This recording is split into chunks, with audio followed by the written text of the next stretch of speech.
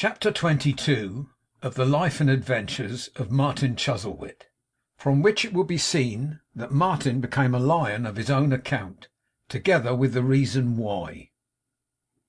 As soon as it was generally known in the National Hotel that the young Englishman, Mr. Chuzzlewit, had purchased a location in the Valley of Eden, and intended to betake himself to that earthly paradise by the next steamboat, he became a popular character.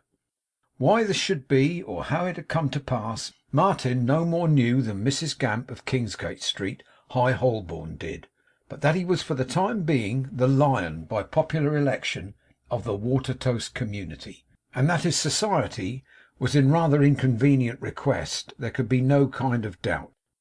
The first notification he received of this change in his position was the following epistle, written in a thin running hand, with here and there a fat letter or two to make the general effect more striking, on a sheet of paper ruled with blue lines. National Hotel, Monday morning. Dear Sir, when I have the privilege of being your fellow traveller in the cars the day before yesterday, you offered some remarks upon the subject of the Tower of London, which, in common with my fellow citizens generally, I could wish to hear repeated to a public audience. As Secretary to the Young Men's Watertoast Association of this town, I am requested to inform you that the Society will be proud to hear you deliver a lecture upon the Tower of London at their hall tomorrow evening at 7 o'clock, and as a large issue of $quarter tickets may be expected, your answer and consent by bearer will be considered obliging. Dear Sir, yours truly, Lafayette Kettle. The Honourable M. Chuzzlewit. P.S. The Society would not be particular in limiting you to the Tower of London. Permit me to suggest that any remarks upon the elements of geology, or, if more convenient, upon the writings of your talented and witty countryman, the Honourable Mr. Miller, would be well received. Very much aghast at this invitation, Martin wrote back, civilly declining it, and had scarcely done so when he received another letter. Number 47, Bunker Hill Street, Monday morning. Private. Sir, I was raised in those interminable solitudes where our mighty Mississippi, or Father of Waters, rolls his turbid flood. I am young and ardent, for there is a poetry in wildness, and every alligator basking in the slime is in himself an epic, self-contained. I aspirate for fame. It is my yearning and my thirst. Are you, sir, aware of any member of Congress in England who would undertake to pay my expenses to that country, and for 6 months after my arrival? There is something within me which gives me the assurance that this enlightened patronage would not be thrown away. In literature or art, the bar, the pulpit, or the stage, in one or other, if not all, I feel that I am certain to succeed. If too much engaged to write any such yourself, please let me have a list of 3 or 4 of those most likely to respond, and I will address them through the post office. May I also ask you to favour me with any critical observations that have ever presented themselves to your reflective faculties on Cain, a mystery, by the Right Honourable Lord Byron. I am, sir, yours, forgive me if I add soaringly, Putnam Smith. P.S. Address your answer to America Junior, Messrs. Hancock and Floby, Dry Goods Store, as above. Both of which letters, together with Martin's reply to each, were, according to a laudable custom, much tending to the promotion of gentlemanly feeling and social confidence, published in the next number of the Watertoast Gazette. He had scarcely got through this correspondence when Captain Kedgick, the landlord, kindly came upstairs to see how he was getting on. The captain sat down upon the bed before he spoke. Finding it rather hard, moved to the pillow. Well, sir, said the captain, putting his hat a little more on one side, for it was rather tight in the crown, you are quite a public man, I calculate. So it seems, retorted Martin, who was very tired. Our citizens, sir, pursued the captain, intend to pay their respects to you. You will have to hold a sort of levee, sir, while you're here. Powers above, cried Martin, I couldn't do that, my good fellow. I reckon you must then, said the captain. Must is not a pleasant word, captain, urged Martin. Well, I didn't fix the mother language, and I can't unfix it, said the captain coolly, else I'd make it pleasant. You must receive, that's all. But why should I receive people who care as much for me as I care for them? Asked Martin. 'Well, because I have had a monument put up in the bar,' returned the captain. 'A what?' cried Martin. 'A monument,' rejoined the captain. Martin looked despairingly at Mark, who informed him that the captain meant a written notice that Mr Chuzzlewit would receive the Watertoasters that day, at and after 2 o'clock, which was in effect then hanging in the bar, as Mark, from ocular inspection of the same, could testify. 'You wouldn't be unpopular, I know,' said the captain, paring his nails. 'Our citizens aren't long a riling up, I tell you, and our Gazette could flay you like a wild cat.' Martin was going to be very wroth, but he thought better of it, and said, 'In Heaven's name, let them come, then.' 'Oh, they'll come,' returned the captain. 'I have seen the big room fixed to purpose with my eyes.' 'But will you,' said Martin, seeing that the captain was about to go, 'will you at least tell me what do they want to see me for? What have I done? And how do they happen to have such a sudden interest in me?' Captain Kedgick put a thumb and 3 fingers to each side of the brim of his hat, lifted it a little way off his head, put it on again carefully, passed one hand all down his face, beginning at the forehead and ending at the chin, looked at Martin, then at Mark, then at Martin again, winked, and walked out. 'Upon my life now,' said Martin, bringing his hand heavily upon the table, 'such a perfectly unaccountable fellow as that I never saw. Mark, what do you say to this?' 'Why, sir,' returned his partner, 'my opinion is that we must have got to the most remarkable man in the country at last. So I hope there's an end to the breed, sir.' Although this made Martin laugh, it couldn't keep off 2 o'clock. Punctually as the hour struck, Captain Kedgick returned to hand him to the room of state, and he had no sooner got him safe there, than he bawled down the staircase to his fellow citizens below, that Mr Chuzzlewit was receiving. Up they came with a rush. Up they came until the room was full, and through the open door a dismal perspective of more to come was shown upon the stairs. One after another, dozen after dozen, score after score, more, up they came, all shaking hands with Martin. Such varieties of hands! The thick, the thin, the short, the long, the fat, the lean, the coarse, the fine; such differences of temperature, the hot, the cold, the dry, the moist, the flabby; such diversities of grasps, the tight, the loose, the short lived, and the lingering. Still up, more, and ever and anon the captain's voice was heard above the crowd. 'There's more below, there's more below. Now, gentlemen, you that have been introduced to Mr Chuzzlewit, will you clear, gentlemen? Will you clear? Will you be so good as to clear, gentlemen, and make a little room for more?' Regardless of the captain's cries, they didn't clear at all, but stood there, bolt upright and staring. 2 gentlemen connected with the Watertoast Gazette had come express to get the matter for an article on Martin.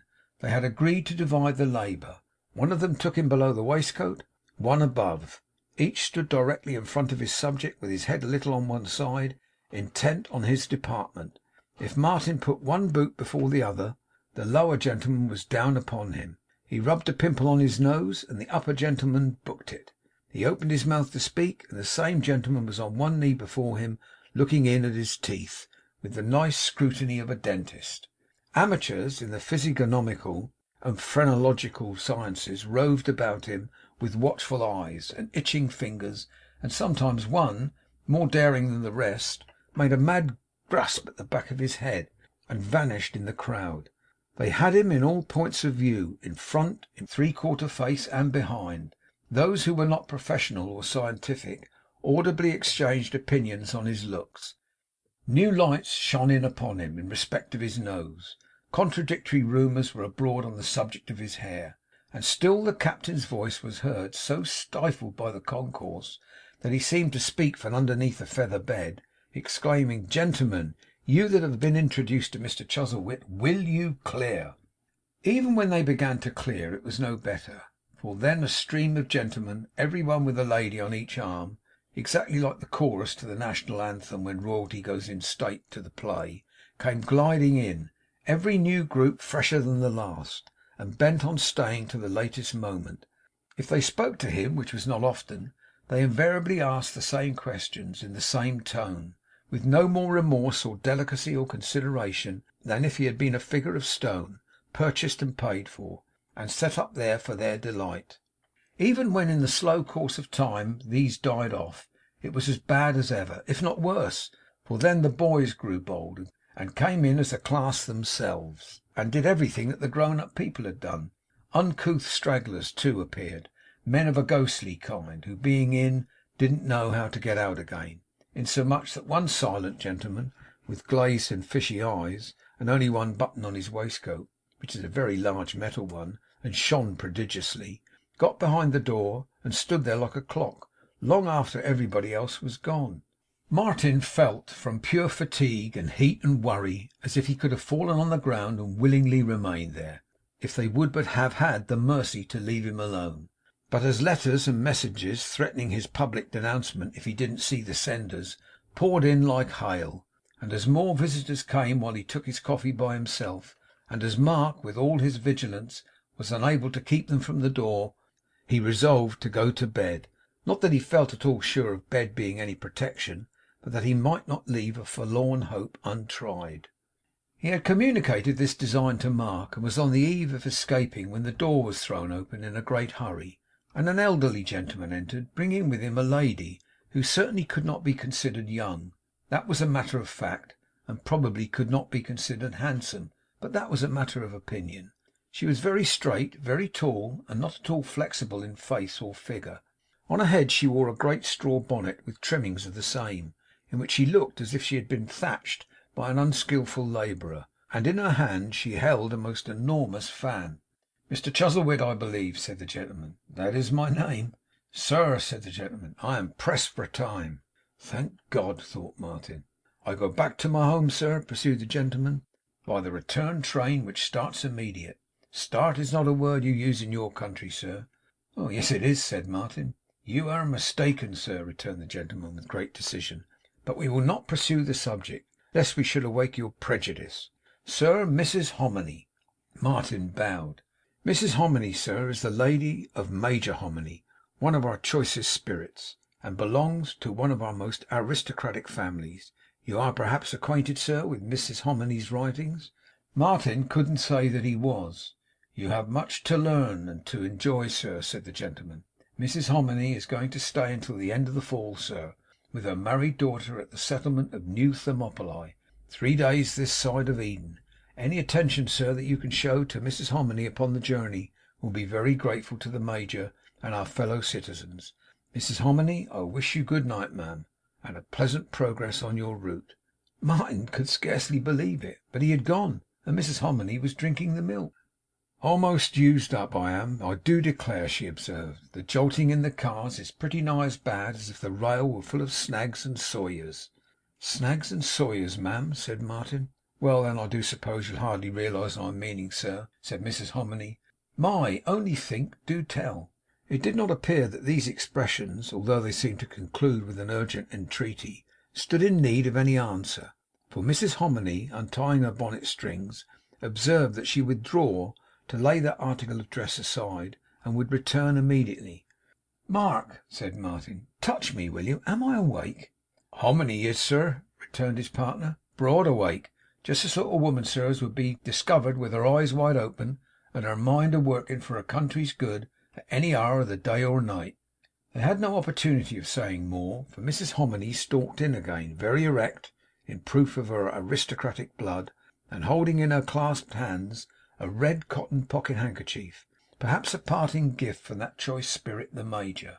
She had laid aside her bonnet, and now appeared in a highly aristocratic and classical cap, meeting beneath her chin, a style of head dress so admirably adapted to her countenance, that if the late Mr Grimaldi had appeared in the lappets of Mrs Siddons, a more complete effect would not have been produced. Martin handed her to a chair. Her first words arrested him before he could get back to his own seat. 'Pray, sir,' said Mrs Hominy, 'where do you hail from?' 'I am afraid I am of dull comprehension,' answered Martin, being extremely tired. 'But upon my word I don't understand you.' Mrs Hominy shook her head with a melancholy smile that said, not inexpressively, 'They corrupt even the language in that old country,' and added then, as coming down a step or two to meet his low capacity, 'Where was you rose?' 'Oh!' said Martin, 'I was born in Kent.' 'And how do you like our country, sir?' asked Mrs Hominy. 'Very much indeed,' said Martin, half asleep. 'At least, that is, pretty well, ma'am.' Most strangers, and particularly Britishers, are much surprised by what they see in the United States,' remarked Mrs Hominy. 'They have excellent reason to be so, ma'am,' said Martin. 'I never was so much surprised in all my life.' 'Our institutions make our people smart much, sir,' Mrs Hominy remarked. 'The most short-sighted man could see that at a glance with his naked eye,' said Martin. Mrs Hominy was a philosopher and an authoress, and consequently had a pretty strong digestion. But this coarse, this indecorous phrase, was almost too much for her. For a gentleman sitting alone with a lady, although the door was open, to talk about a naked eye! A long interval elapsed before even she, woman of masculine and towering intellect though she was, could call up fortitude enough to resume the conversation. But Mrs Hominy was a traveller. Mrs Hominy was a writer of reviews and analytical disquisitions. Mrs Hominy had had her letters from abroad, beginning, 'My ever dearest blank,' and signed, 'The mother of the modern Gracchi,' meaning the married Miss Hominy, regularly printed in a public journal, with all the indignation in capitals, and all the sarcasm in italics. Mrs Hominy had looked on foreign countries with the eye of a perfect republican hot from the model oven, and Mrs Hominy could talk, or write, about them by the hour together. So Mrs Hominy at last came down on Martin heavily, and as he was fast asleep, she had it all her own way, and bruised him to her heart's content. It is no great matter what Mrs Hominy said, save that she had learnt it from the cant of a class, and a large class, of her fellow countrymen, who, in their every word, avow themselves to be as senseless to the high principles on which America sprang a nation into life as any Orson in her legislative halls; who are no more capable of feeling, or of caring if they did feel, that by reducing their own country to the ebb of honest men's contempt, they put in hazard the rights of nations yet unborn, and very progress of the human race, than are the swine who wallow in their streets; who think that crying out to other nations, old in their iniquity, 'We are no worse than you,' no worse, is high defence and advantage ground enough for that republic.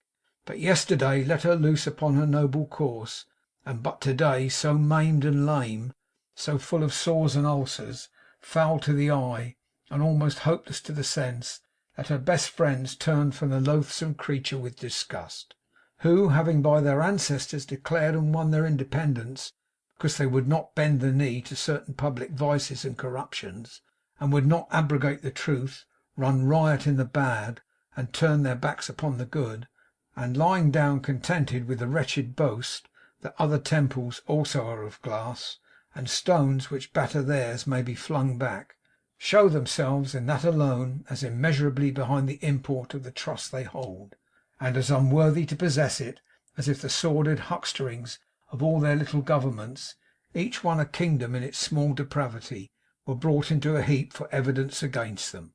Martin by degrees became so far awake that he had a sense of a terrible oppression on his mind, an imperfect dream that he had murdered a particular friend and couldn't get rid of the body. When his eyes opened, it was staring him full in the face.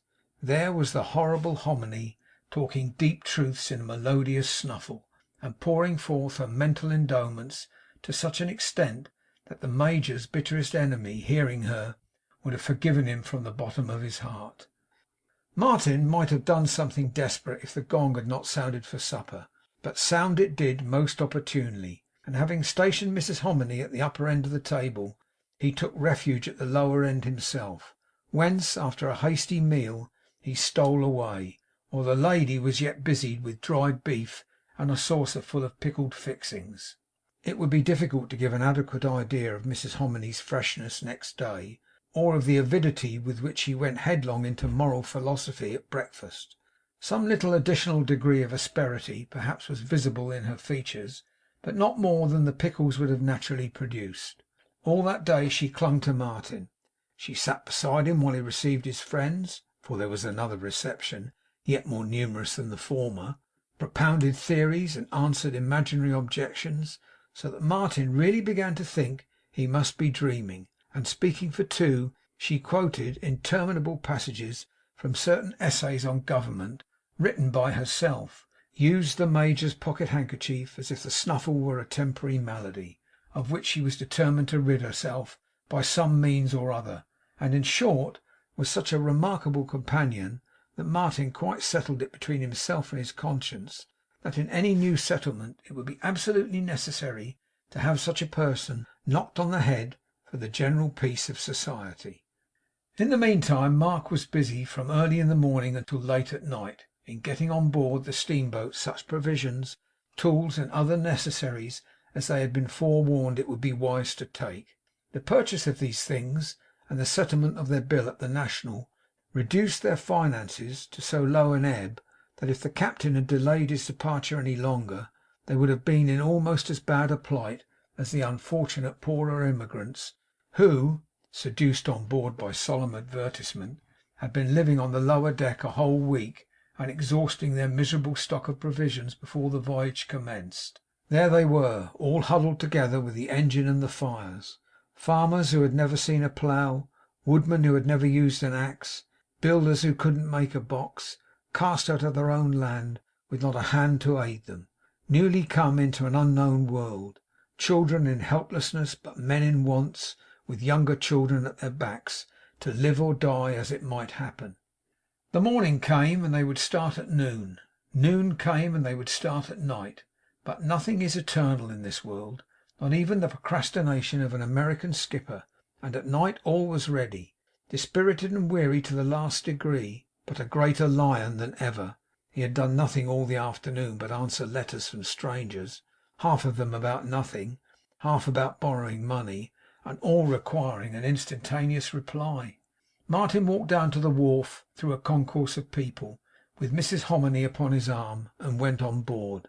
But Mark was bent on solving the riddle of this lionship, if he could, and so, not without the risk of being left behind, ran back to the hotel. Captain Kedgick was sitting in the colonnade, with a julep on his knee and a cigar in his mouth. He caught Mark's eye and said: 'Why, what the tarnal brings you here?' 'I'll tell you plainly what it is, captain,' said Mark. 'I want to ask you a question.' 'A man may ask a question, so he may,' returned Kedgick, strongly implying that another man might not answer a question, so he mightn't. 'What have they been making so much of him for now?' said Mark slyly. 'Come.' 'Our people like excitement,' answered Kedgick, sucking his cigar. 'But how has he excited 'em?' asked Mark. The captain looked at him as if he were half inclined to unburden his mind of a capital joke. 'You are going?' he said. 'Going!' cried Mark. 'Ain't every moment precious?' 'Our people like excitement,' said the captain, whispering. 'He ain't like emigrants in general, and he excited 'em along of this.' He winked and burst into a smothered laugh. 'Along of this. Scadder is a smart man, and as nobody goes to Eden ever comes back alive.' The wharf was close at hand, and at that instant Mark could hear them shouting out his name; could even hear Martin calling to him to make haste, or they would be separated. It was too late to mend the matter or put any face upon it but the best. He gave the captain a parting benediction, and ran off like a racehorse. 'Mark! Mark!' cried Martin. 'Here I am, sir!' shouted Mark, suddenly replying from the edge of the quay, and leaping at a bound on board. 'Never was half so jolly, sir! All right! All in! Go ahead!' The sparks from the wood fire streamed upward from the two chimneys as if the vessel were a great firework just lighted, and they roared away upon the dark water. Chapter 22